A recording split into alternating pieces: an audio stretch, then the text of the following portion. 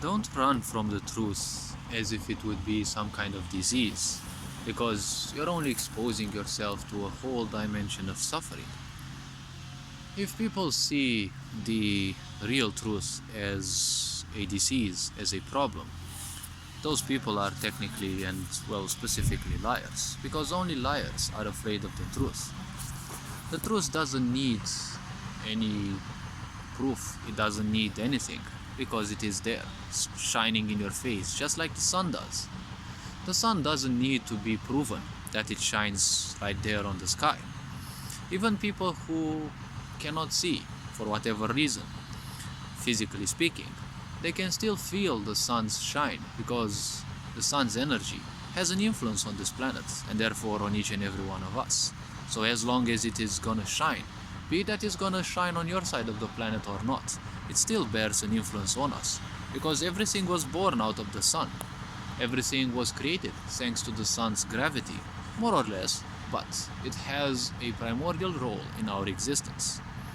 So if people embrace lies as if they are their own truth, personal truths, well, as long as they are experience-based, they are a form of truth. And obviously they may not be accessible or understandable by most other people.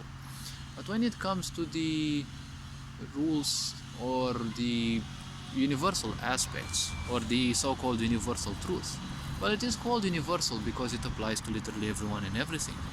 If you run away from this one, then you're nothing else than a liar. And liars will always drown themselves in sorrow, because lies need a lot of energy.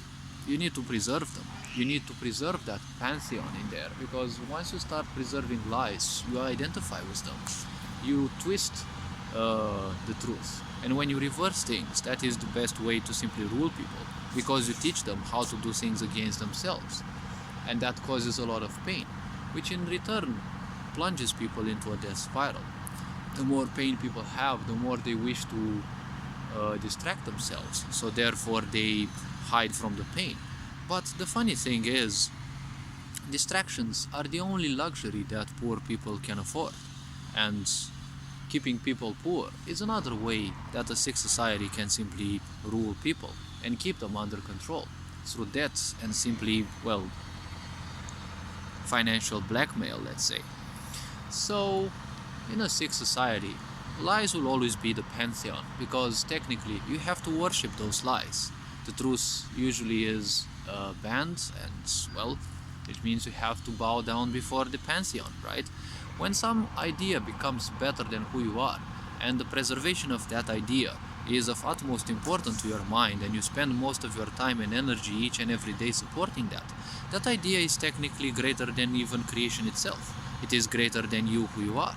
And that is why you will feel pain, because you're no longer giving any importance to you. The only importance is that you keep preserving that lie, which, well, ultimately lies don't have any value, just like the truths that we create, right? They are nothing else than meaning, just like the words we create, just like the feelings we feel. If one is capable of becoming calm, they can allow emotions and thoughts to flow through them, and therefore they have no more impact on them. They have no more importance to them, because importance only comes through meaning. And meaning can only be dual, because there is duality in this physical body. Everything that we can perceive, we either like or dislike. That is why the comfort zone is easily liked, because it is technically what the physical body seeks. It constantly seeks a state of calmness, a state of balance, which can be achieved mentally, emotionally, energetically, physiologically even, if someone learns how to balance their own energies. Other than that, well, peace can only be achieved if you distract yourself in a comfort zone, aka your prison. So all this being said, you are appreciated, take care, Ferenjan Lord signing out.